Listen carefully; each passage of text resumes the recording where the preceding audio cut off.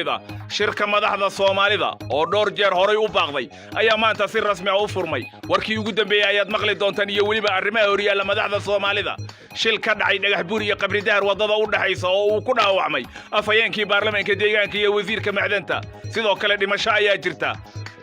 doorashooyinka dawladaha hoose Ruushka oo bilowday muxuu yahay doorka ururka haweenka ee gobolka Banaadir uga aadan wax ka qabashada tacadiyada gabdhaha loo geysto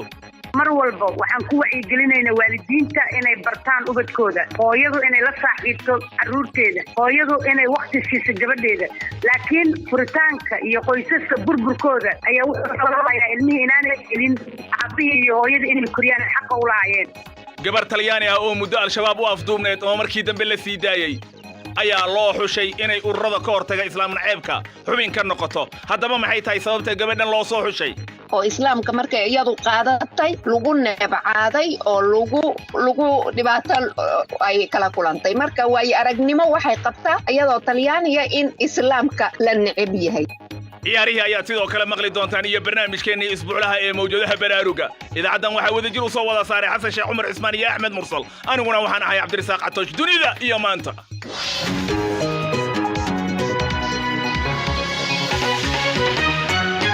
balse marka hore ku soo dhawaada warkii caalamka xasan sheekh cumar cismaan ayaa diyaar la ah mahadsanid catoosh wasiirka arrimaha dibadda Ireland Simon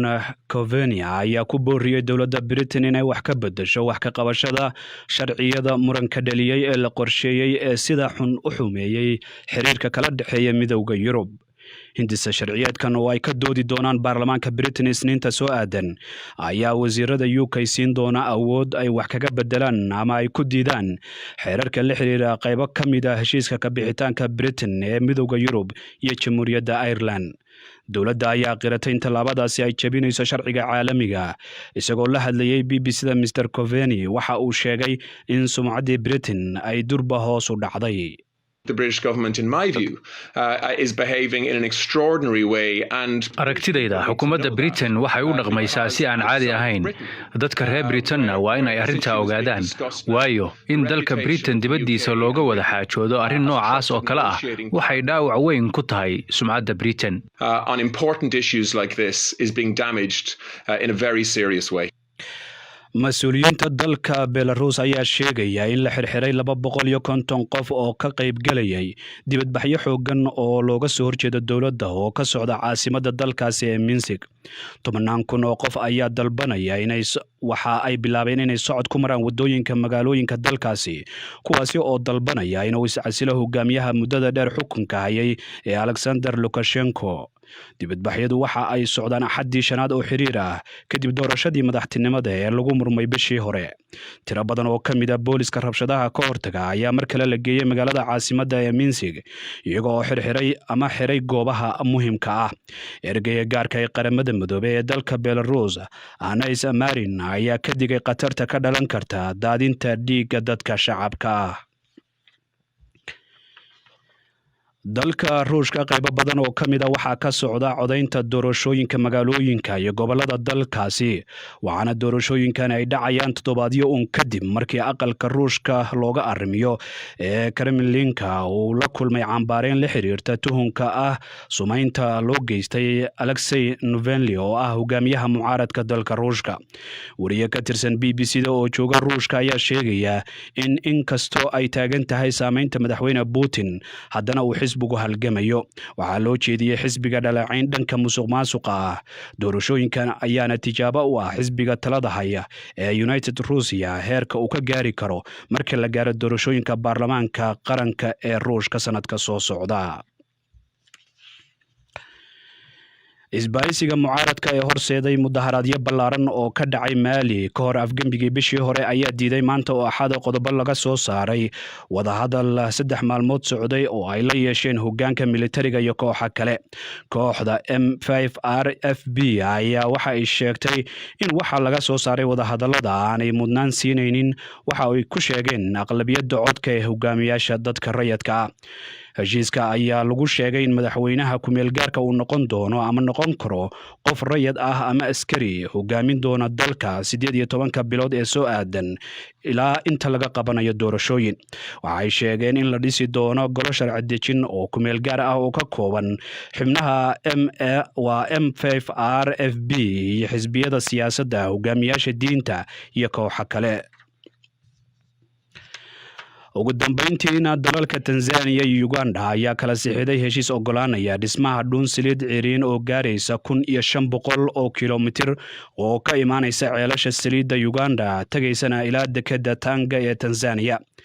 munaasabadda heshiiska waxaa goobjoog ka ahaa madaxweynayaasha labada dal. mashruucan oo ah ama ay ku baxayso dhaqaale gaaraya 3.5 bilyan oo dollar ayaa la filayaa inuu abuuro in ka badan 18,000 oo shaqo una abuuro dadka reer Tanzania. kaydka saliidda waxaa laga helay Uganda 14 sano ka hor, laakiin wax soo saarka halkaan ku celiyo. kaydka saliidda waxaa laga helay Uganda 14 sano ka hor, laakiin wax soo saarka dib ayuu u dhacay qayb ahaan sababtoo ah waxaa jirtay la'aanta kaabayaal ay ka mid yihiin dhuumaha wax dhoofiya. warkii caalamku waa naga intaa. xasan sheekh cumar cusmaan aad baad u mahadsan tahay. galab wanaagsan meel walbo joogtaan asxaabtana dhagaysanaysay. muqdisho shirkii dhowrka jeer baaqday ee madaxda Soomaalida ayaa Muqdisho maanta si rasmi uga furmay. shirkan oo arrimo badan ay ku xiran yihiin ayaa si weyn indhaha loogu hayaa, iyadoo ay gabagaba marayso muddo xileedka hay'adaha dawladda. xukuumadda hadda jirtana ay tahay ku-meelgaar, mar hore kalsoonidii lagala noqday, dalkuna ra'iisul wasaare ma lahan. wararka shirkaasi waxaa isha ku hayay Ibraahim Maxamed Aadan oo warkan ka soo diray. cabdirasaaq barqadi ayuu shirku ka furmay xafiiska madaxweynaha ee xarunta madaxtooyada ee magaalada muqdisho, waxaana fadhiyay shirka 5 madaxweyne maamul goboleed ee dalka ka jira iyo gudoomiyaha gobolka Banaadir, waxaana shirka gudoominayay madaxweyne Maxamed Cabdilaahi Maxamed Farmaajo. shirkan dhowr jeer oo hore ayuu dib u dhacay, aakhirkiisa maanta ayuu si rasmi ah shirkaasi u furmay. kusimaha agaasimaha warfaafinta iyo xiriirka warbaahinta ee madaxtooyada Cabdirashiid Maxamed Xaashi oo furitaanka shirka kadib la hadlayay warbaahinta ayaa sheegay in dadaalka ay madaxdu ku bixinayaan sidii loo sii ambaqaadi lahaa dhamaystirka heshiiska doorashooyinka dalka iyo waqtigeeda, iyo in ay waqtigeeda ku qabsanto in ay arintaasi madaxtooyadu ay hambalyeynayso. madaxtooyadu waxay sheegaysaa buu yiri waxay soo dhaweynaysaa sida madaxda dowlad goboleedyada iyo kuwa gobolka Banaadir ugu dadaaleen kasoo qaybgalka shirka, iyadoo haatan loo dhan yahay kamira dhalinta shirkan oo muhiim u ah hirgelinta doorashada dalka. kusimaha agaasimaha warfaafinta ee madaxtooyada Soomaaliya Cabdirashiid Maxamed Xaashi waxa uu sheegay in madaxweynuhu shirkan ka hor uu kulamo la yeeshay madaxda maamul goboleedyada, kaasoo ahayd in lagala hadlo xaqa dadweynaha ee ah doorashada. madaxweynaha jamhuuriyadda mudane Maxamed Cabdilaahi Farmaajo ayaa furitaanka shirkan ka hor waxa uu shirdaceedyo la qaatay madaxda maamul goboleedyada iyo gobolka Banaadir. shirarkaas oo badiba lagaga wada hadlayay sidii shacabka Soomaaliyeed loogu suurtagelin lahaa xuquuqdooda dastuuriga ah, taas oo shacabka Soomaaliyeed ay doonayaan inay helaan doorasho xor ah oo xalaal ah. madaxdu markii ay soo gabagabeeyaan kulamadoodan albaabadu u xiran yihiin, waxay soo bandhigi doonaan khudbado iyo isla markaana warmurtiyeed ka soo bixi doona shirka. kaasi wuxuu ahaa kusimaha agaasimaha warfaafinta iyo xiriirka warbaahinta ee madaxtooyada Soomaaliya Cabdirashiid Maxamed Xaashi oo wariyaasha kula hadlayay ilinka laga galo xafiiska madaxweynaha ee xarunta madaxtooyada ee Villa Soomaaliya ee magaalada Muqdisho. shirkaasi lama cayimin waqtiga uu soconayo, laakiin madaxdu waxay ka wada hadli doonaan iyagoo kaligood ah arrimaha doorashooyinka, gudiyadii farsamo ee la saaray iyo halkii ay dhigeen arrimihii ku saabsanaa doorashooyinka iyo hababka doorashadaasi oo qabsoomay. inkastoo shirkii Dhuusamareeb 3 baaqi ka soo baxay ee ay saxiixeen madaxweynaha Soomaaliya, gudoomiyaha gobolka Banaadir iyo 3 madaxweyne oo kamid ah madaxweynayaasha maamul goboleedyada ay diideen madaxweynayaasha Puntland iyo Jubbaland oo aan shirkaasi ka qayb galin. dabcan waxyaabihii shirkaas ka soo baxay ayay doonayaan qolyihii Dhuusamareeb ka qayb galay in laga amba qaado, halka Puntland iyo Jubbaland ay leeyihiin waan ka maqnay shirkaas oo waxay tahay in aan isku waafaqno habka iyo hanaanka doorashada lagu galayo, taasoo dhacaysa aakhirka sanadkan iyo bilowga sanadka soo socda. Cabdirasaaq aad baad u mahadsan tahay. haddaba waxaa la isweydiinayaa maxaa madaxda Soomaalida hor yaalla. su'aalahaasi waxaa jawaab u haya Cabdiraxmaan Cali Dhimbilo ila fadhiya. Cabdiraxmaan, cabdirasaaq waad mahadsantahay sida ibraahim ba sheegay shirkan wuxuu imaanayaa kadib shirkii dhuusamareeb 3 oo ay ka maqnaayeen madaxda labada maamul goboleed ee Jubbaland iyo Puntland kuwaas oo dood ka qabay sida ibraahim buu ku sheegay warbixintiisa natiijada shirkii hore laakiin hadda shirkan way fadhiyaan labada madaxweyne waana ka qayb laakiin su'aalaha hor yaala 5 su'aalood baan ugu mudan waxaan ugu horreysay su'aasha shirkii dhuusamareeb wixii ka soo baxay ma iswaafaqi doonaan waxa shirkan laga filayo baaqashadii Jubbaland iyo Puntland ayaa shaki weyn geliyay shirka dhuusamareeb oo loo arkayay jaangooyaha xaaladda siyaasadeed ee Soomaaliya ay ku jirtay laakiin hadda Jubbaland iyo Puntland shirkii way ku jiraan waxaas ay isweydiin leh ku raaci doonaan madax maamulada kale iyo madaxweynaha wixii ka soo baxay shirkii hore mise qodobo cusub oo iyaga u gaara ayay keeni doonaan taas waa su'aasha koobaad ee shirka hortaal su'aasha labaad ee hortaal waxa weeye wixii lagu heshiiyay baarlamaanka ma la horgeyn doonaa madaxweynuhu kal hore wuxuu sheegay markii uu dhuusamareeb u socday in shirka dhuusamareeb uu tagi doono wixii uu kala soo noqdana uu baarlamaanka horgeyn doono laakiin ma ay dhicin oo wixii ka soo baxay baarlamaanka lama horgeyn laakiin weli waxaa taagan su'aashii oo haddii shirkan ay wax ka soo baxaan oo qodobo lagu heshiiyaba qodobadaas baarlamaanka ma la horgeyn doonaa haddii la horgeeyo baarlamaanku wax isbedela ma ku samayn doonaan haddii ay isbedel ku sameeyaan maamulada ka qayb tahay ma aqbali doonaan isbedelka uu baarlamaanku sameeyo waa su'aalaha hor yaalla su'aasha saddexaad waxay noqonaysaa qodobada ay soo saari doonaan ma iswaafaqi doonaan sharciyadii hore ee baarlamaanka hore wansixiyay dalka hore looga dhaqan geliyay waxaa ka mid ah qodobkii ahaa doorashooyinka oo dalka in doorasho qof cod ka dhacdo shirka dhuusamareeb waxaa la isku raacay doorasho dadban kanna waxaa la fili doonaa waxaa la isku raaci doonaa ugu weyn ee sida falanqayaashu qabaan in weli ay halkaa taagan tahay doorasho dadban oo aanay suuragal ahayn doorasho qof coda ay dalka ka dhacdo su'aasha kale ee taagan waa kaalinta xisbiyada siyaasaddu meeday oo shirkii hore waxaa ku jirtay in doorashada loo geli doono hab xisbiya siyaasi ah laakiin shirkaas kamay qayb ahayn xisbiyada siyaasaddu welina shirkan qayb kama aha waxaana la isweydiin karaa iyagoo qodobadu ay khuseeyaan oo xaaladda dalka ay qayb ka yihiin saamilada siyaasadana ay yihiin shirkan haddaanay qayb ka ahayn sidee waxaa ka soo baxa ay isugu raaci doonaan su'aasha ugu dambaysa ee ugu muhiimsanna waxa weeye 3 bilood ma lagu soo afjari karaa dhammaan howlaha taagan haddii ay heshiiyaan waxaynu ognahay in 17 December baarlamaanka waqtigooda ka dhan yahay ay tahay baarlamaan cusub yimaado laakiin 3 bilood haddiiba doorasho lagu heshiiyo siday suuragal u tahay weliba tii dhuusamareeb haddii lagu sii socdo qodobkeeda ka soo baxday suuragalnimadeedu waa su'aal taagan cabdiraxmaan cali dhimbil toos buu ila fadhiyay aad baad u mahadsan tahay warbixintaas oo qoraal ah oo isaga gacantiisa uu ku daabacayna boggeena bbcsomali.com ayaa iyadoo faahfaahsan aad ka daalacan kartaan dhimbil mahadsanid mar kale qodobkaasi waxaa fikirkiisa ka soo dhiibtay cabdisalaan cabdulqaadir kajooje goldogob buu joogaa wuxuu yidhi shirkan loo dhan yahay ee caasimadda muqdisho maanta uga daafurmay madaxda maamulada iyo hoggaanka dowladda dhexe waxaa laga filayaa waa heshiis ugu dambayn oo ku saabsan qodobka doorashada bedri cabdulaahi ibraahim aan iraahdo boora muu joogaa wuxuu yidhi waan bogaadinayaa ugu dambayn maanta inuu furmo shirkii u dhexeeyey madaxda dowladda federaalka iyo kuwa 5 maamul goboleed waxaan rajaynayaa inay ka soo bixi doonaan qodobo dhaxalgal ah oo anfaca dalka iyo dadkaba hagaag dowlad deegaankaan aadno shil ka dhacay inta u dhaxaysa dhagax buur iyo qabri dahar ayaa waxaa ku dhaawacmay afhayeenkii baarlamaanka dowlad deegaanka iyo wasiirkii macdanta ee dowlad deegaanka waxaana sidoo kale ku geeriyooday mas'uul ka tirsan xisbiga talada hadda haya ee PP dhacdada shilkaasi waxaan wax ka weydiiyay wasiirka warfaafinta dowlad deegaanka Ali Bedel Maxamed shilkan wuxuu ka dhacay maaragtay meel u dhaxaysa degmada Birqood iyo degmada Sheegoosh xasaara wufuud u socotay gobolka Daawa oo hogaaminaya afhayeenka baarlamaanka dowladda deegaanka Soomaalida mudane Malow Ibrahim waxaa kaloo ku wehelinayay wasiirka macdanta tamarta iyo shidaalka dowladda deegaanka Soomaalida ugaas marka waxay ahayd xilli maaragtay aroor ayuu shilkaas dhacay waxaana ku nafwaayay madaxa xarunta dhexe ee gobolka Daawa dhaawacana nooga waran waxaa dhaawac fudud soo gaaray maaragtay wasiirka tamarta iyo maaragtay macdanta iyo shidaalka oo dhaawac fudud ah iyo afhayeenka baarlamaanka oo xogoo burbur ah jiro oon dhaawac weyn ahayn marka way iska badqabaan wayna fiican yihiin hadda maaragtay xaaladooda xaalada caafimaad fiican wey kulley madaxda saareed uu ka mid ahaa maaragtay wasiirka macdanta tamarta iyo shidaalka ugaas mudane ugaas iyo afhayeenka baarlamaanka waxaa lagu soo celiyey maaragtay isbitaalka waana la dabiibayaa wax weyn oo qabaan hadda ma jirto waana la xiriirnay telefoon baan kula hadalnay wayna bad qabaan wadadan laamiga ah ee goday ilaa iyo jigjiga u dhaxaysa aad bay shilalkooda u bateen wasiir maxaa sababa shilalka baabuurta wallahi kolley shilkan hadda u dambeeyay maanta dhacay hay'adaha amniga iyo qaybta traafikada baaritaan bay bilaabeen, baaritaan bayna ku jiraan. inta marka laga yimaado kulley saas ka qabtaanba maaragtay inta badan baabuurta shilalka waxyaabaha kalifaya waxa ugu badan waa speedka oo mararka qaarkood dhib badan ka yimaado. waxaa kaloo jiri kara iyadana maaragtay wadooyinka inay jiraan meelaha qaarkood oo hadda lafteeda maaragtay qorshe ugu jira dowladda in la dayactiro u baahan yihiin. marka sababahaas laga yaabaa inay kalifaan. cali bedel maxamed wasiirka warfaafinta dowladda deegaanka oo isagoo jigjiga jooga qadka telefoonka iigu warramayay. BBC waxaad ka heli kartaa wararkii ugu dambeeyay ee Soomaaliya iyo caalamka oo dhan maalin walba.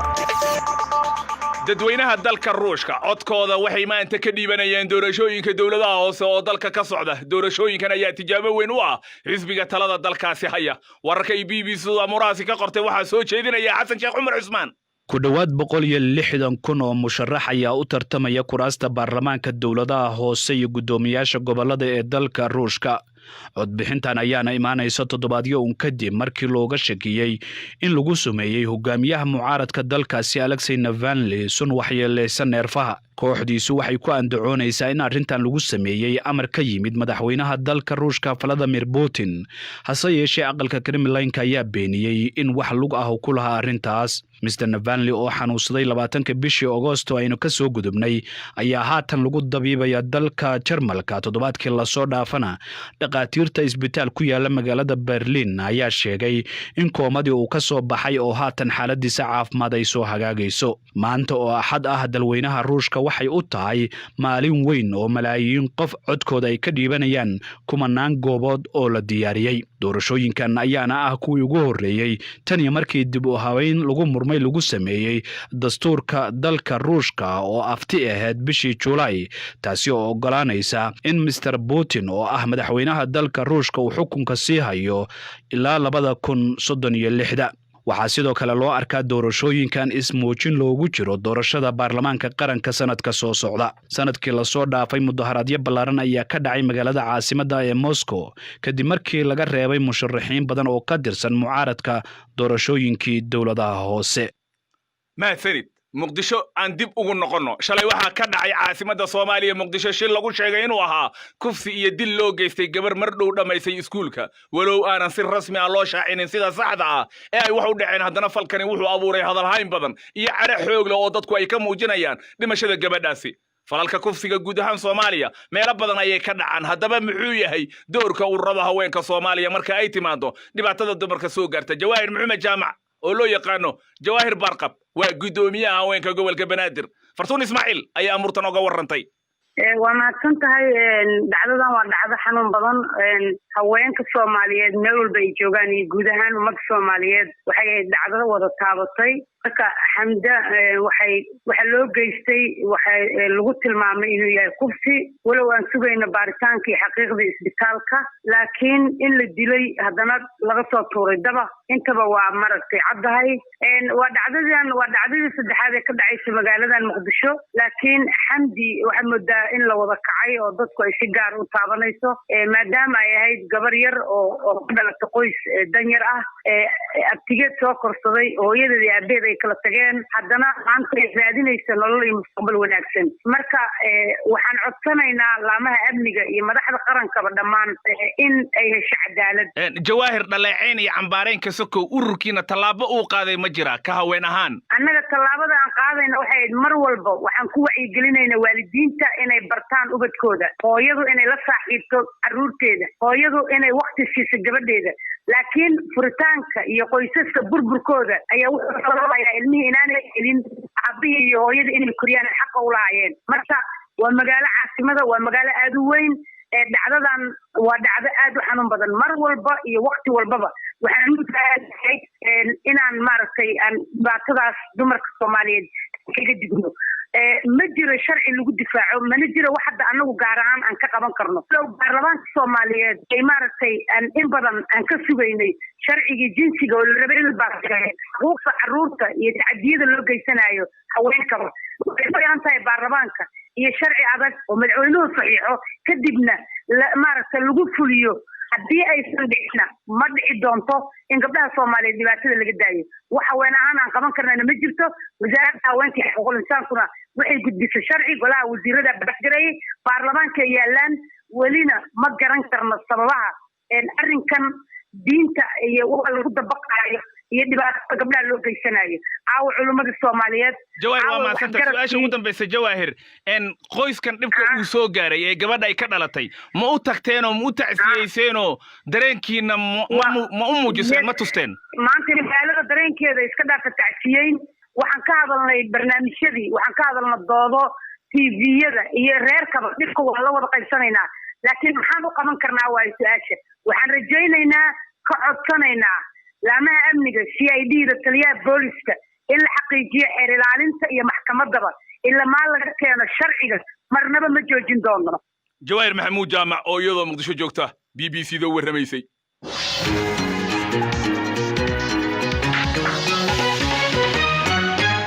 Silvia Romano oo ah gabar u dhalatay dalka Talyaaniga isla markaana sheegtay inay qaadatay diinta Islaamka xilli horaantii sanadkan la sii daayay afduub loo haystay gudaha Soomaaliya ayaa hadda waxa la sheegayaa in ururo dhanka bulshada rayidka ku jira dalkaasi ay Silvia u magacaabeen inay noqoto madaxa la dagaalanka muslim naciibka haddaba xilkan loo magacaabay waxa uu ka dhigan yahay ayaan wax ka weydiinay Shukri Saciid oo ah wariye wax ku qorta mid kamid ah wargeysyada dalka Talyaaniga gabadhu caadiyan sidaan humanitarian-kan arrimahan bini'aadamnimaday barata ku takhasustay iyadaana ay ka shaqaynayso shaqadeeda ahayd marka hadda urur oo iyo fondazione qolyahan ururo iyo fondazioneyaasha fondazionuhu waa ururo dhaqaalana iyagu haystaan oo dhaqaala soo gala oo fangareeyo oo maalgeliya waxyaaba marka iyada waxaa mas-uul loogama dhigina waxaa laga qaybgeliya iyada iyo 8 dhalinyaro ah oo magaaladan Milan oo Talyaaniga ku nool inay ka shaqeeyaan project islaamofobiyada waxa la yiraahdo islaamka nacaybka ka soo horjeeda inay ka qayb qaadato ka shaqeyso marka sababta loogu xushay hadii aad dadka u sheegto gabadhan sababta loogu xushay waa laba sabab koow waxa weeye gabadhan waxa weeyaan aragnimo waxay qabtaa oo islaam nacayb ah oo islaamka markay iyadu qaadatay lagu neebcaaday oo lagu dhibaato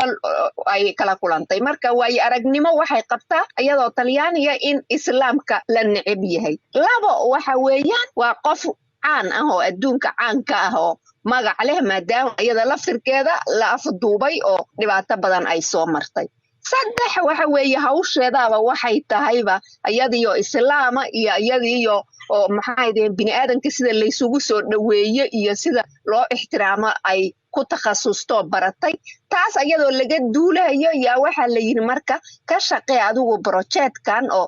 Talyaaniga iyo EU-ga iyo isla fangareynaya adiguna dadka kala shaqee sidii maaragtay bini'aadanka la isugu soo dhaweyn lahaa islaamka nacaybkiisana looga fogaan lahaa marka islaam nacaybka siduu ka yahay Talyaaniga hadii aad sharaxaad naga siiso islaamka Talyaaniga caadiyan laba dhinac markii loo fiiriyo caadiyan marka islaamka ilaa waagi Torre Gemelle oo maaragtay Twin Towerski Mareykanka ay soo rideen 2011 dhibaato ka taagnay sababtay daraad anniversary-gii bay ahayd ilaa sida Al-Qaeda ay dhibaatadaas u geysatay waxa weeye ummadda islaamka iyo magaca islaamka caqabad baa saaray laakiin caqabada waaweyn oo siyaasadda loo jeedo oo Ameerikaanka iyo waxaas ay dabada ka buufinayeen waxaa ka daran caqabad hoose oo nacayb dad oo aan saa u badnayn laakiin aan yarayn ay cuqdad u hayaan ummadda muslimka reer Yurubka iyo Westernka aad uga dhacay Faransiiska ka dhacay Ingiriiska ka dhacay Holland ka dhacay Jarmalka ka dhacay Talyaanigu ilaahay wadamada uu ka badbaadiyay buu ku jira oldo foreign fighters badan oo Syria iyo ka dagaalamo Talyaani xataa cadowgu uu jiro marka caqabadahaas oo dhan yaa waxay keeneen in muslimkii laga cabsado hadii aan dhageystayaasha dib u xusuusino bal maxaan ka naqaanaa horta gabadhan abayo gabadhan ay too Silvia Romano sida loo ogyahay baa Soomaaliya lagu afduubay oo lagu hayn jiray waxa weeye halkan Talyaaniga markay timid waatii isbedelka isku samaysay diinteeda oo muslimnimada qaadashadeedii caqabado badan baa kala soo kulmay iyo dacaayad oo socialka loo soo geliyo iyo maaragtay hanjabaad iyo waxyaabo noocaas haddeer xataa Augustan markay fasax aaday oo reerkooda ay fasax u raacday meelaha fasax u aaday maadaama gabadhi ay xijaabantahay waxa weeyaan waa lagu fooriyaa waa lagu buuqaa waa dad baa aan badnayn baa laakiin target garaystay shukri siciid oo BBC da u warramaysay goobaha taariikhiga ee dunida aadka looga wada yaqaan ee ku yaala jamhuuriyadda gooni-sutaageeda ku dhawaaqday ee Somaliland waxaa ka mid ah buurta Laasgeel oo ku taala degmada Dacar Buruq haddaba sawirro uu muddo qaadayay sawir qaade aad isugu howlay asaartii qadiimiga ahayd ayaa waxaa warbixintan ka soo diray Cabdullaahi Jaamac sawirro uu qaaday sawir qaade caana oo Soomaali ah oo markaasi tagay buurta Laasgeel ee degmada Dacar Buruq ee aasaarta qadiimka ah ayaa lagu soo bandhigay magaalada Hargeysa sawirradan oo ay soo bandhigtay xarunta dhaqanka ee magaalada Hargeysa ayaa waxaan weydiinay ujeedada ay ka leeyihiin soo bandhiga sawirradan la soo qaaday gudoomiyaha xaruntaasi Dr. Jaamac Muuse Jaamac waxaanu ku jawaabay waxaanu qabanaynaa waxa weeyaan arrin muddo badan laga soo shaqeynayay oo ah Laasgeel oo ah xarun 10 sano u dambeeyay indhaha caalamka soo jiistay laakiin dadka ka hadlayay inta badan ay ahaayeen dad ajaaniba oo ka sheegay in markii ugu horeysay aynu helo fursad ay dadkeena kale ee fanka ku jira ee artiska ah ee ama dhalinyaro ha noqdaan ama dad waaweyn ha noqdaan ee ku shaqeynaya iyaguna ay sidoo arkaan sheegaan macnaha in ay Somaliland isku tusaan adduunyada sida ay u arkaan Laasgeel qof walibana waxa uu xirfad u leeyahay hadii uu yahay dadka gacanta wax ka sawira haduu yahay sawir qaade kamarada isticmaala haduu yahay qoraa haduu yahay gabyaa haduu yahay qof riwaayad sameeya haduu yahay film sameeye in qof kastaaba fanka maanta uu leeyahay uu bal kula barata wixii ay sameeyeen 10 sano hore dadkii aynu ka soo farcanay ee Laasgeel ku sameeyay matalan halkan sawirraad ku soo bandhigaysan oo laga soo qaaday Laasgeel waxaan arkayaa sawirradii oo sidii dadkii hore u sawireen oo soo qaadeen ma waxa hiigsanaysan in dadku ay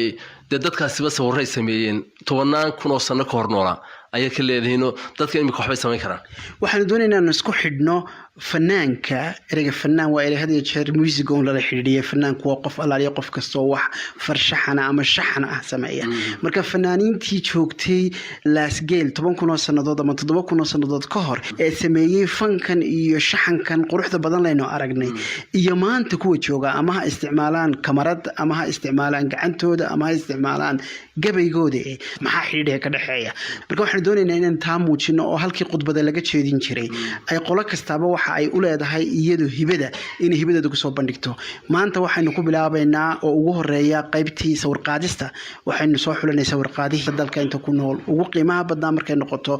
aqoontiisa iyo markay noqoto sawirkiisaba oo waxa weeyaan Yuusuf Daahir waxa ku xigi doona qolo aflaanta sameeysa waxa ku xigi doona qolo gabyaa oo Laasgeel u gabyaaya waxa la soo bandhigi doona maalin dhow filin ah riwaayad oo lagu Laasgeel kaga hadlayo marka intaas oo dhan waxay muujinaysaa sida adiguba sheegaysay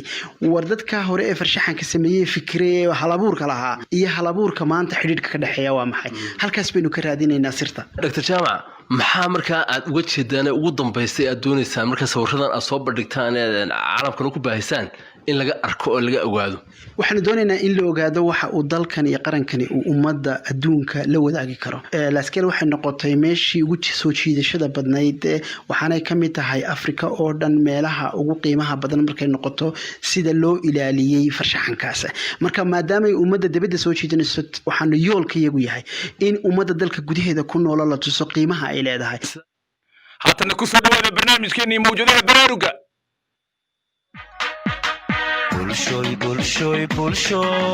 kulan wacan dhegaystayaal ku soo dhawaada barnaamijka mawjadaha baraaruga iyo toddobaadkan qodobadaanu ku soo qaadi doona waxaa ka mid ah ugu yaraan waa 21 maalmood qofkaas inta uu haynayo 21 maalmood marka cidda maxay cunay ilaa ayada diilaysay diilka cidda ayaa go'ay waa aqoon-yahan aadan xasan maxamed oo ku takhasusay arrimaha dhaqaalaha oo barnaamijkan inagala qaybgeli doono oo aan kaga hadlayno dhibaatada ganacsiga haweenka soo gaari karta haddii aanay haweenku qaadan tallaabooyinka ka hortagga cudurka COVID-19 waxa kale oo dhegaystayaal aanu idiin haynaa waxaad mooddaa inaan iminku ku soo baraarugay COVID-19 inuu dilaa yahay marka imika ma waxaad ka walwalaysaa inaad iga dhimato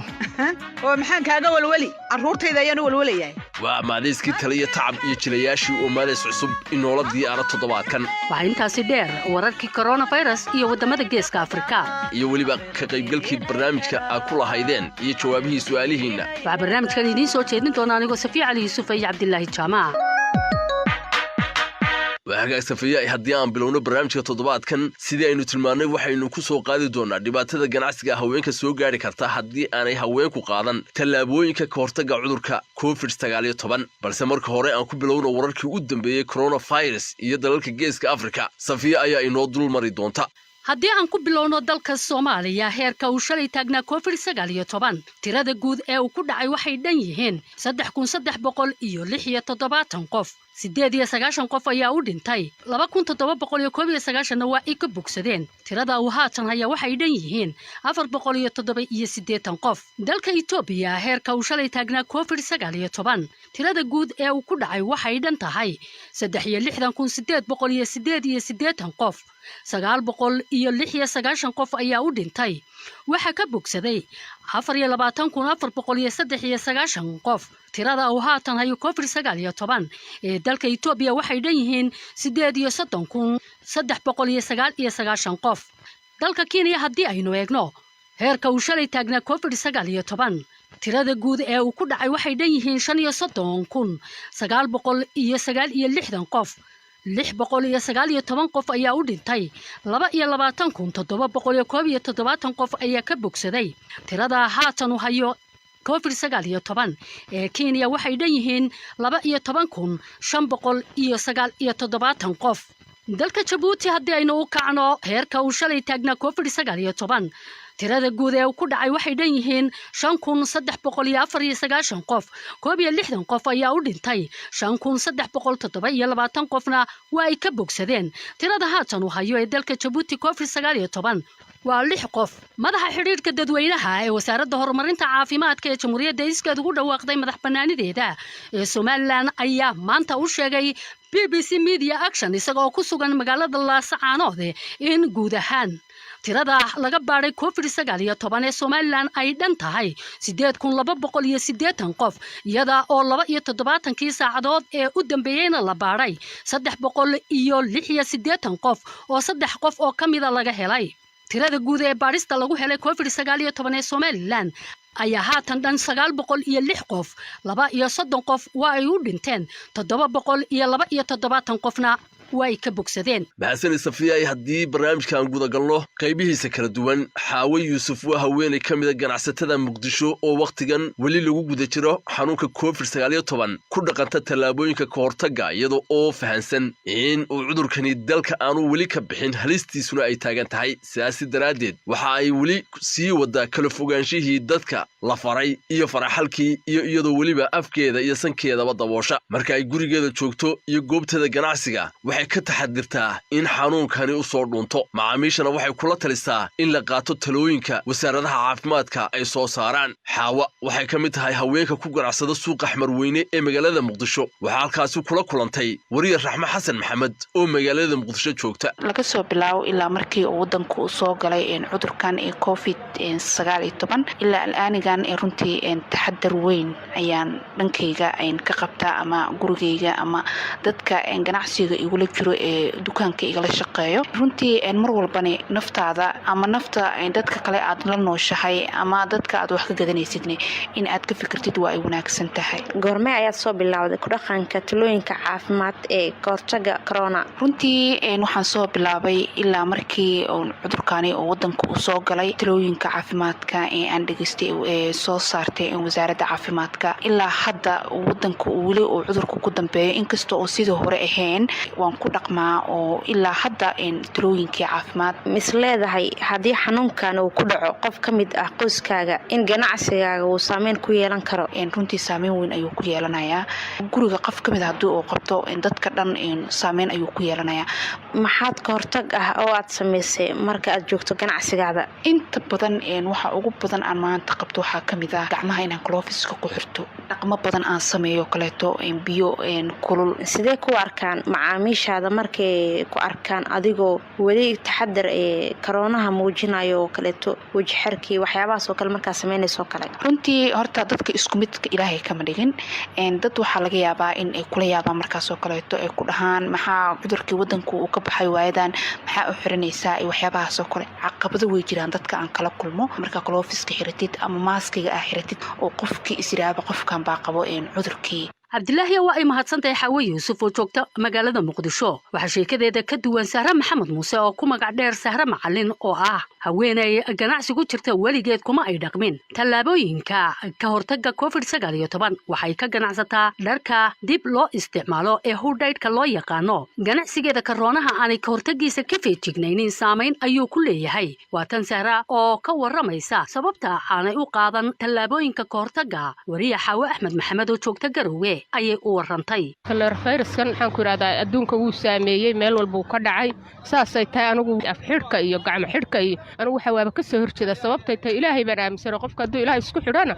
waxba ma waayo waxa weeye ka soo saameeyay haddana alxamdulillaah rabbil caalamiin wixii ilaahay keena waa lagu shukriyaa kalooro intuu dhacay af ma aan xiran jirin waa arkay dad badan oo magaalada maraya afka xidha waana la yaabaa boqolkiiba boqol waan la yaabaa sababtay tahay anigu waxaan ba u arkaa inuu ii soo qabanayo cudurka dhanba af xidhkan inuu ii soo qabanayo waaba la yaabaa hudhaygan oo ka ganacsadaa hudhaygana kolle dadku waad aragta buufis buu ka qabaa waxaa la leeyahay dadkii leeday baa waxaan laga keenay waana iska ganacsanaayo ilaahay waxba naguma keenin dhib iyo balaayo toonna inaanan anigu wax buufisa ka qabin dadka hadday hudhay ka baqayaan wax saameyn ma kugu yeelataa maxay igu yeelan weydaa rag waa ii imanaya dharkay qaadqaadayaan hadday kuleetiga in yaroo dhibaataa ku arkaan waxay ku leeyihin waa kaloorihii saraawiisha ka daalid waxaan ku yidhi aad iyo aad bay buufis uga qabaan marka sababta aad hadda waan ku jeedayo ma xidhnid face maskii gacmahaagiina waa caadi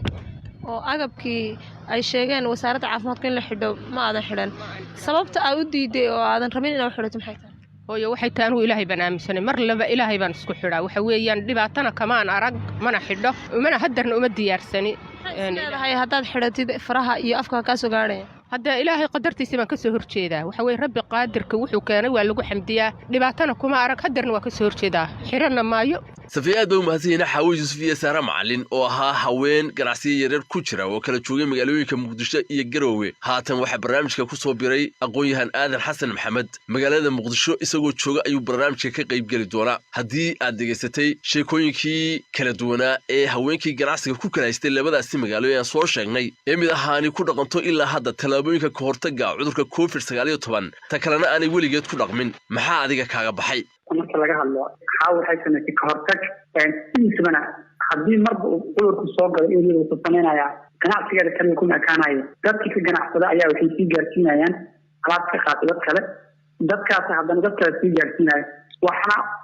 waa qadar rabbi sida ay sheegtay gaara waa sax qadarta ilama diidana aan leeyahay in laga hortago cudurka ayaa ka habboon in la daaweeyo adigoo alla aaminsanaya haddana waxaa la rabaa inaad samayso waayo hadduu hal mar qof ka mida oo adiga ku saameeyo gurigeyda saameynaya adiga shaqada ka jeedsanaya shaqada marka adiga ka jeedso cidda waxaa laga yaabaa sida ay tahay gabadha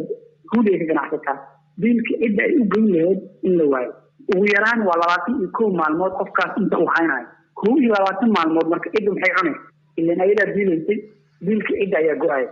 21 maalmood maxaa lagu noolaana marka taas wuxuu keenaa dhaqaalihii qoyskaas soo geli jiray geli ahaan inuu burburo sidaas waxaa kaga habboon marka inay ka hortag samayso oo ay u hoggaansato awaamirta wasaaradda caafimaadka amaba iyadoo fiirinayso dhaqaalaha haddii cudurkan guriga soo galo dhibaatada gaarsiin karo soo qoyska saameynayo cudurkan waa cudur adduunka dhan nala qabo ka hortagga dalku ama dadka ay sameeyeen ayaa wuxuu yahay inta badan in loo hoggaansamo awaamirta wasaaradda caafimaadka ay bixiso ka dhaqaalayahan ahaan haweenka ganacsiga ku jira ee aad ku aragtaan suuqyada ee u badan dhulka Soomaalida wax talaa ma siin lahaydeen waxaan sii lahay cudurkan haween malahan rag malahan dhammaan way saameeyeen haddana Soomaaliya marka la joogo waxaan qabaa dadka ugu nugul ee cudurkan uu saameynta ku yeeshay waa haweenka waayo dadka ugu badan ee suuqyada markaa tagta ka ganacsado amaba ugu liita ganacsiga ugu hooseeya joogo waa haweenka haddii waxaan qabaa ay sida maamada xawliska ay jiisay hadday sameeyaan in uu yaraanayo taladan sidana marka waxay tahay in jiri ahaanba ay qaataan awaamirta wasaaradda caafimaadka ee bixisay si aysan cudurka guryaha u keenin si aysan iyagu naftikooda ugu dhicin si aysan dhaqaalaha guriga soo geli lahaayeen uusan u istaagin cabdilaahi waa uu mahadsan yahay khabiirka barnaamijku waanan ku soo noqon doonaaye amiin cabdiqani waa nin taageero siiya xaaskiisa oo ku ganacsata mid ka mid a suuqyada magaalada hargeysa waxyaabaha uu ka taageeray waxaa ka mid ah in ay ku dhaqanto tallaabooyinka ka hortagga covid-19 oo aanay u qaadan inuu baxay cudurkani waa kan amiin oo u warramaya hooda Ilyas oo kula kulantay hargeysa xilligan ay jirto xaaladda coronavirus ee dunida aadka u saameeyay waxaan talooyin dhanka caafimaadka caafimaadka oo wasaaradda horumarinta caafimaadka jamhuuriyadda Soomaaliya ay faafinaysay iyo dhanka kale warbaahintaba aadka looga faafinayay waxaan xagga ka taageeray xaaskayga oo iyadu haysta meherad ganacsi oo aan talooyin ka siiyey ku saabsan dhanka ganacsiga iyo sidoo kale dhanka caafimaadka tusaale ahaan hadday noqoto in ay xirato gloveska si aanay qoyska marka ay dibadda u baxdo ay dadkii macaamil la samayso gurigaani dib ugu soo celinin oo baalkan afka lagu xiranayo ay soo xirato gloveski oo kale ay xirato qofkii wax ka iibsanayada oo tusaale ahaan miiskii iyadu wax ka iibsanaysay inay kursi ka sii horeysiiso oo u dhaxaynaysa qofkii 2 mitir kale ay u jirsan talooyinkaas kale aan ka siiyey dhanka lacag qabashada inkastoo dhanka elektrooniga iyo teknolojiyada wax lagu kala dirsado haddana mar baa jirta lacagta lagu bixiyo marka lacagta lagu bixiyo qudheeda iyada talooyin aad u sii dheeraadan ka siiyo ah inaanay ilaa intay ka soo baxayso xarunta ganacsi aanay gloveska aanay bixinin dad badan baa horta markii hore jiray oo iska dhiga marinayay talooyinka caafimaad wala xanuunkani ma jiro iminkana waxaad moodaa wacyigelinaha faraha badnaana in ay yaraadeen dadkiina ay aamineen oo iska dhaadhiciyeen in xanuunkii dhamaado dadkaas oo kale maxaad soo jeedin lahayd talada muhiimka ah ee aan u hayaa ayaa waxay tahay maadaama aafadana dalkeena uu soo galay dadkaas waxaan u soo jeedinayaa inay dhagaaday iska daayaan mahmaaba tiraada caduur weli dhowdhowdu ma dhicin talooyinka caafimaadka sidina u qaata safiyey amiin cabdiqani oo jooga Hargeysa aad buu mahadsan yahay haatan aan wada dhageysano dhinaca culimada iyo diinta islaamku waxay ka qabto in aanu qofku dhayalsan asbaabta marka ay timaado cudurro faafaya sheekha toddobaadkan barnaamijka martida inoogu ahi waa Sheekh Cabdalla Maxamed Ibrahim oo ah madaxa jamciyadda Ar-Rahma Al-Khayriya oo fadhigeedu yahay magaalada Hargeysa gobolada Soomaaliland ka hawlgasha diinteena walaal waxa diin Ar-Rahma waa diin hadii la idmaayo inagu buurisay in naftaada ilaaliso mujtamaca naftoodana aad ilaaliso deegaankii naftiisana aad ilaaliso dalka aad ku nooshahayna in mas'uul ka saarto inaad ilaaliso cudurkan in aafeeyay waa cudur daleed maayo inoo diiday isu imaadkii wada shaqayntii wax wada cunkii wada sheekayskii dhinac walba inaga naafay dhinac walba wuxuu yiri kala durka hayso imanina dusha iska salaama salaamu calaykum isdhaha gacmaha haysa saarina marka walaal waxaan leeyahay diinteenu sharafta leh waxa leeyaan waxay qiimeysay in ay qofka naftiisa ilaaliso oo naftaada aad u ilaaliso oo walaal wax alla wixii mudarro keenay naftaada mudarro ku keenaya dhinacu doonaba ha ahaadee inaad hadii la idmayo aad iska ilaaliso oo ka joogsato waa tahay Sheekh Cabdalla waxa jirta oo ogtahay badda suuqyadeena iyo wadanka oo dhan iyo guud ahaan dhulka Soomaalida iyo xataa Soomaalidii dibadaha joogtay wadamada aadkana oo dadka walaayay joogtay waxa la soo sheegayaa dadka Soomaalidu inay yihiin kuwa ugu dhayalsiga badan ee xanuunada noocan oo kala talooyinkii la siiyay aan qaadanin ilaa iminkana xanuunkii wadanka uga jiray oo meel uu ku baxay oo la sheegay ma jirto mar walbana khatartiisi way jirtaa waana la sheegaa dad u soo dhacay taasoo kale waxaan oranaynaa mujtamaceenu marka cudur la sheego dhayirsi baa jira wax dhayirsi la yiraahdo jira laakiin si marka qofku uu ama yahay qof islaama waa inuu qaayad qaataa waayo waxa qofka islaamka waxa lagu leeyahay naftaada horta marka hore ilaali qofka naftiisa waa inuu daweeyo hadduu xanuunsan dhakhtar taga naftiisa oo caafimaad qabta ayuu cibaadaysan karaa naftiisa oo caafimaad qabta ayuu qabsan karaa naftiisa oo caafimaad qabta dadka wax u tari karaa naftiisa oo caafimaad qabta ayuu mujtamaca xog u biirin karaa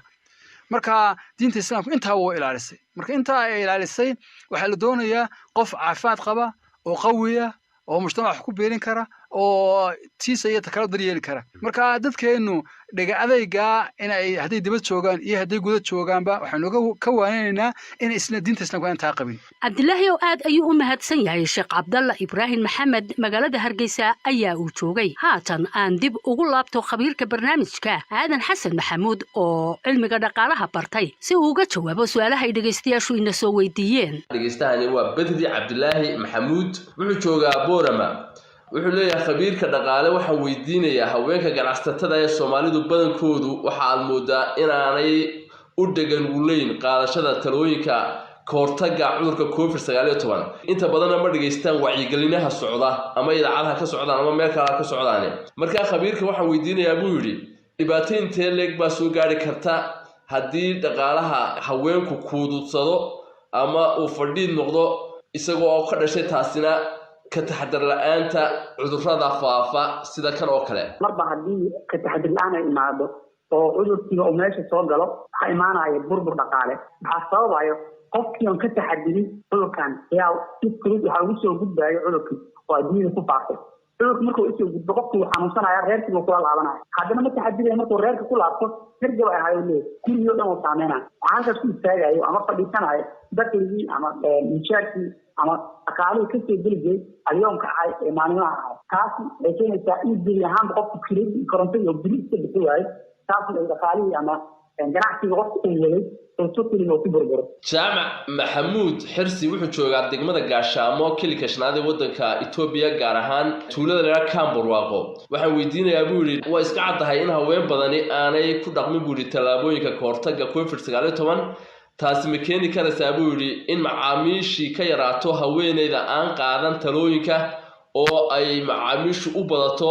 haweeneyda qaadata ku dhaqanka talaabooyinka ka hortagga COVID-19 horta run ahaantii soomaalidu badankood markaa fiiriso dadka awaamirta u hoggaansan waa yaryihiin sida xaawo oo kale laakiin haddana markaad fiiriso dhanka kale dhaqaale ahaan markaad fiiriso dee qofku wuxuu aadayaa qofkan ilkiisa nadiifka ay yihiin wuxuu isleeyahay qofkaana xoogaa nadaafad roon oo waa laga yaabaa inuu dhahdo cudurka xataa qofkan waa gacmaha waxay ka gashatay sankii waxay ka gashatay waa laga yaabaa marka dhanka kale inay aadaan waa laga yaabaa laakiin haddii halkaasi weydiiyaa adanow sida caqligalka ah laba qof oo midna tallaabooyinkii ka hortagga qaatay midna aanu qaadan caqliyaddu maxayna siinaysaa kee in lala dhaqmo horta haddii markaan ka hadalno haddii sida aragtay waajib baa laga dhigay kii noogu dhowo kale qofkii aan wadin waxaa leeyahay $50 oo ganaaxa laakiin Soomaaliya iyo wadamo kale oo bina laga dhigo qofka asaa khiyaariga la siiyo Soomaaliya haddaa imaano caqliyaddu waxay siinaysaa in dadka inta badan ee wax fahansan ee educated ay wax bartay ay aadayaan qofka awaamirta u hoggaansamay oo sameeyey fish mask gacmihii xirtay iyo wejiga xirtay qofkaasay aadayaan laakiin dadka edelba sida jaaro kale ahaayo waxaan ka aaminsanahay inay yihiin wixii cudurka wadaba inay yihiin ayaga ay aadayaan qofkaan ay aadayaan qofka xatay wejiga xirtay dowladooda ay ka baxayaan waxay leeyihiin na qofkaan aan anfacayo aan aadayna aad u maasan tahay su-aasha ugu dambaysa xasan xuseen xasan wuxuu jooga Cadaado waxa uu ina weydiinayaa waa maxay tallaabooyinka muhiimka ah ee loo baahan yahay inay qaadaan haweenka ganacsiga ku jira si ay isaga ilaaliyaan khatarta fayraska coronavirus ee weli jira taasi waa saacadahay wasaaradda caafimaadka hore u bixisay tallaabooyinka ugu muhiimsan waa kuwa inay u hoggaansamaan wasaaradda caafimaadka waxa ay bixisay awaamirteeda waxaa kaloo hadda jiro inay isticmaali karaan gacmo ku samays waxa haddii ay agabka ay samaysan iyo waxyaala gacmaanta ay ku samaysteen ay isticmaali karaan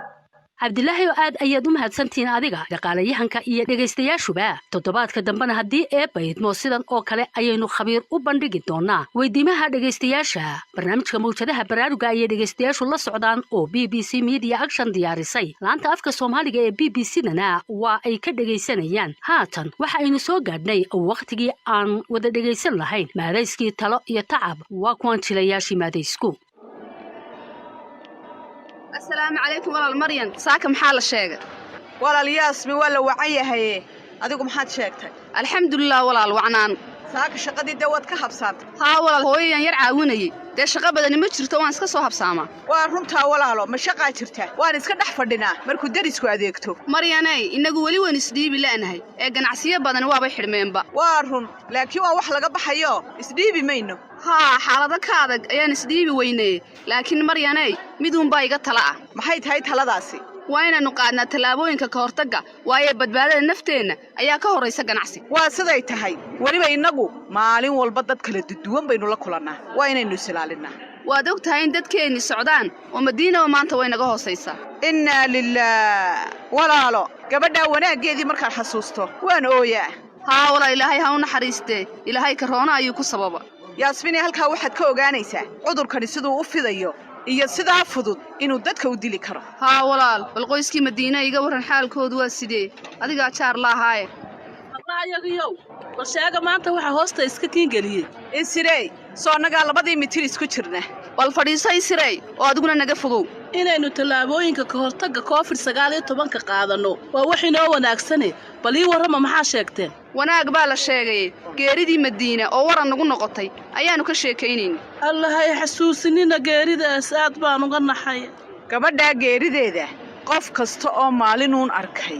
wuu ka naxay walaal i dhagaysta horta qarashkii geeridu waa mid madaxiina saaran waa waajibina saaran dhammaanteed waan bixiyey lacagta anigu maalintiiba rugta ganacsi ahaan waxaanu bixinay lacagtii dhakhtarka lacagtii kalena waan soo ururiyey waxaan doonayay inay la qorshaystaan lacagta inta soo hadhay ka warrama haddaan reerkii u geyno aynu ku wareejinno maryan iyadu ha u geysay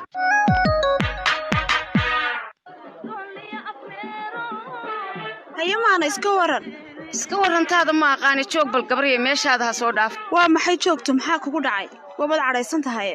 meeshaada joog aan ku dhahay amba iska noqo xageen ku noqdaa maana maxaa ku helay adoo ayaantaan dhan iska maqnaa aaba waxa keentay ina afsaab la'aan dukaanka soo gashid waxaaban islaamaana cid kale kugu dirtee ma afsaab umad ka hadlaysaa maxaa uga hadli waay waa ogtahay cudurka dadka dilooye ilaa inta dukaanka dhex fadhiday waxba lama socotid dukaankan waabu ku reebayba waxaa la soconin maa lahee qof yahay gadaal iiga dig imikaama soo dhawaanaya yaday joog karoona dheeldheel ma galayaa naamaana wax ma kuu sheega haddaad leeda dukaankayga bax waan kuu dhaafaya haddaad karoonii COVID-19 ka hadlaysidna wuu dhammaaday cudurkaasi anigu waxaan kugu haysta waxaa waaye afsaab iyo galoofis midna ma wadatid cudurna waa dhammaaday adaanba kaa maqlooya inta dalka fadhiday buu daaqada ka baxay cuduraa baxay ani maba maqal intee ka keentay adi warkaas aniga kuu hayay dadkan cadibi macaamiisha cadibaad ma ahine aniga waxaan rabaa naftayda iyo ganacsigayga inaan badbaadsho markaas waxaan rabaa inaan raaco tallaabo kasta oo COVID-19 looga hortagayo balaayaad saadaalinaysaa ee nagu soo celin COVID-19 madax adaygaa ka batay orod iska bax gurigaaga aad maanoy maanta waan ku bartay maxaa igu baratay maalmahan sameynaan arag waxaaban islaaway ku soo dhaweynaysaa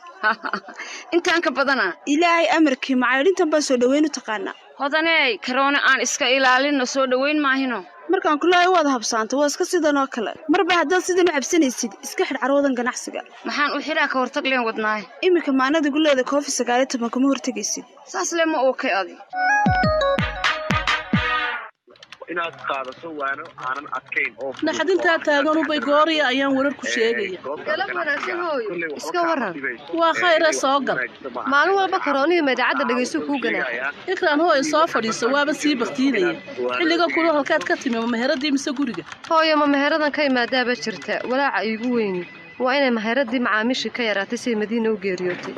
ikraanay wixii wacyigelinahaa ee tacabkii aad ogeydin naga galay waxaad moodaa inay meheradaadii ka aradan tahay hooyo maxaan yaraystay meel walba warqad baan ku dhajiyey subax walba iyo habeen kastana khudbad joogtaaba ii hayda ikraanay wixii wacyigelinaa aynu ku jirnay inaanay dadku saanay u qaadan waxaa kuu caddaynaysa shaqaalahaagii ayaaba u geeriyooday dadkuna taa mas-uuliyaddooda aday wax kaa saaraya in dayaciyo wax sheeglaan ay u dhimatay bay u qaateen waase inaad iminka wax weyn ka beddesho dukaankaaga hooyo waa qadar allo lama dhaafi karo manaan yaraysan wuxuu sheega shaqaalaha meheradda iminkana waxaad u baahan tahay inaad xoog u joogtayso oo aanad marnaba caajisin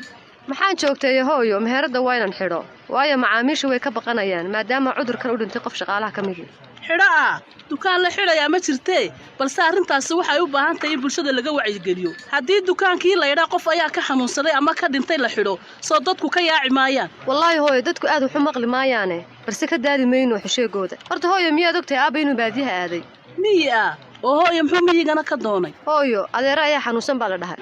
ma adeerkaa haa siduu aabba ii sheegay waa loo yeedhay talomaad buu u xanuunsanayaa haa aad buu u liitaa baa la salaamaad oo hooyo maxaa xanuunkiisa lagu sheegay ma cudurkii la sheegaya baa miyigiina gaadhay xanuunkiisu wuxuu yahay lama soo sheegin balse aabbaa ka soo warrami doona xaaladiisa allaha ka kixiya xanuunka oo caafimaad taam aha siiyo aamiin hooyo allaha u aqbalo wallaahi waaban ka naxay hadduu kolkaa adeerkaa xanuunsaday aabbahaana miyigaasuu joogayaa soo maaha hooyo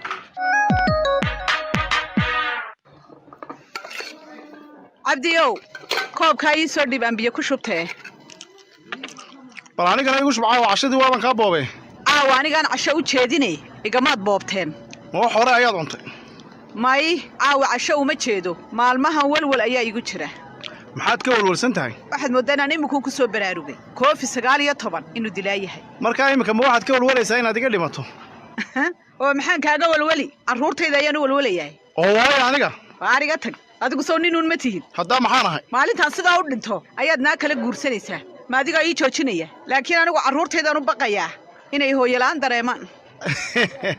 salaamaad waa maxay halkanaad ila gashay ilaahay igama kaa qaadee aamiin ilaahay inama kala qaado ka warran haddaynu gurigeenna iska fadhinno ilaan maanta lacag la'aan ka welweli mayno waynu haysannaa lacag inugu filani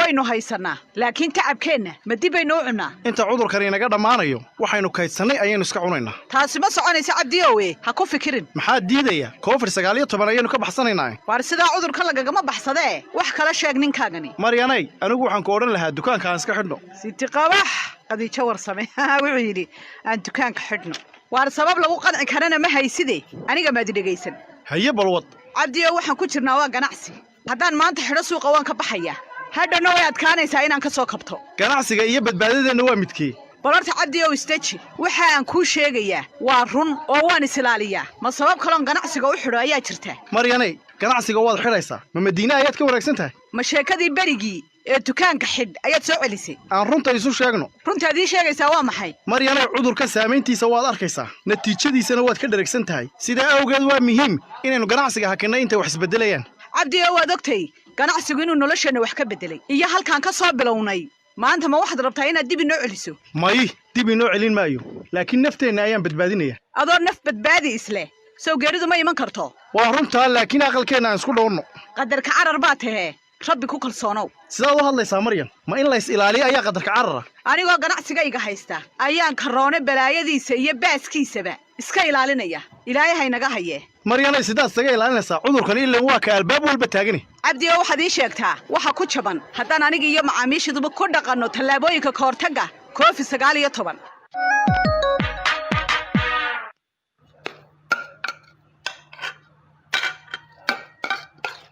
hooyo qadadan cun yaasmiin bas dee hooyo waad igu badisay ma inta yar baad cuni karin waa 2 malqacdood oo keliya namasin xigan dhan baad leedahay waa 2 malqacdood oo keliya haade waxaad xasuusisay sidii markii aad yarayd aan ku oran jiray cuntada hooyo waad yar tahay waad koraysaa astaghfirullah oo aday imka carruurnimadi ku laabtay bismillaah muhiima waa tabtaa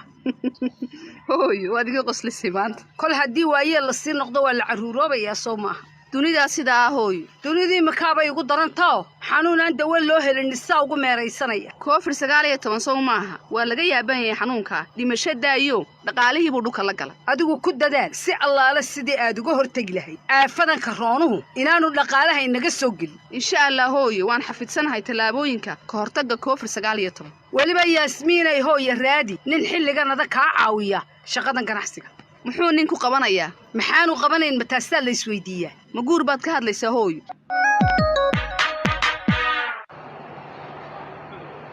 aabbo saxmad badan baa jirtay dadku xagee ka soo dareeran caawa kolle xilligan danaa loo soo wadabaxaye waxaan ku weydiiyey maxaad la lugaynaysaayoo gaadhigaaga ku dhacay aabbo caafimaad ahaanna waan u lugaynayaa shidaalkana da reerkeenu madaxinaya waayo waa tan wax walba isbedelan aabbo waa saxsan tahay wax walba uu saameeyey ganacsiga ugu darnaadee soo ma ogid aabbo waxyeelle aad u ballaadhan buu gaadhsiiyey ganacsigii magaaladeena toosan haye iiga waran ganacsigii karaan halkee wax la maraya aabbo meheraddu way xidhan tahay oo maxaa dhacayoo meheradda xidhay aabbo sidii ay madiina u geriyootay dadkii waabay ka baqeen meheradii inay wax ka iibsadaan geeridu waa xaqe ma qof kaloo meheradda ka shaqeeyey weydey miyaana shaqaale kala joogin meheradda maye way joogaane dadkiiba cabsi baa ka gashay meheradii maadaama inantii hore madiina u geeriyootay xanuunkan COVID-19 salaamaad oo dabadeed imka meheradda way xidhan tahay haa aabbo aad baabay uga niyad jabsanayd ikraan sawdiga arkay ganacsigeennii dhismahaba siduu saamayn ba'an ugu yeeshay qalab kasta oo wax lagu dhis lahaaba aabbo u qaaligaroobeen qaarkoodna maba yaalaanba shirkadihii hoos u dhac ballaadhan oo dhaqaale ayaa soo food saaray waa runtaa aabbe insha allah waynu ka soo kaban doonaa marka ilaahay xanuunka naga kor qaado ciidamka alleh balse faaraxoo aabba raac talada iyo tusaalaha bahda caafimaadka oo ilaali badqabka naftaada iyo qoyskaagaba waayahay aabba waan dadaali doonaa insha allahna waan libilaabi doonaa waa si wanaagsan maxaad kaloo haystaa bal soo daa warka aabbo war kale ma jiray waxaan kaa codsan lahayn haddii aad dhaqaale heli karto inaad ikraan ku caawiso si ay sare ugu soo qaado ganacsigaygana hoos u dhac ugu yimi faaraxu miyaad ilowday in soddada isra ay ganacsato weyn tahay oo weliba deegaankeena ay ugu jeeb weyn tahay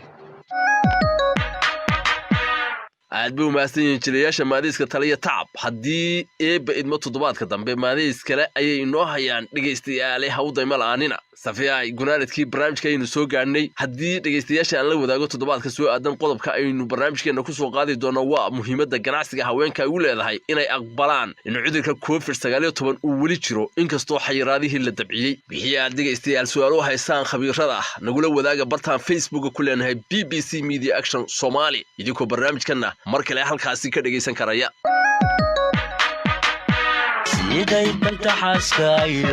barnaamijka mawjadaha baraarugu dhegaystayaal toddobaadkan intaasi ha inoo joogo waxaa barnaamijkan maalgeliya hay-adda iskaashiga dibadda u qaabilsan dalka norway ee marka magaceeda lasoo gaabiyo loo yaqaano norer toddobaadka dambe haddii eebba idmo inta ka horraysa waa cabdilaahi jaamac iyo safiya cali yuusuf oo idinku dhaafaya sidaa iyo nabadeed